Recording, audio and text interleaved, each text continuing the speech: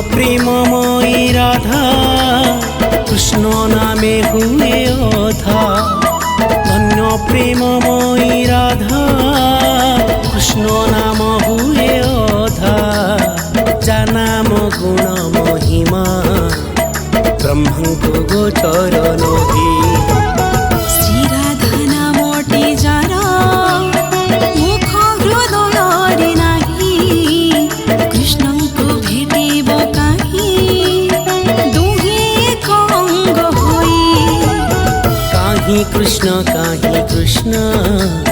कृष्ण परि प्रभु नाही।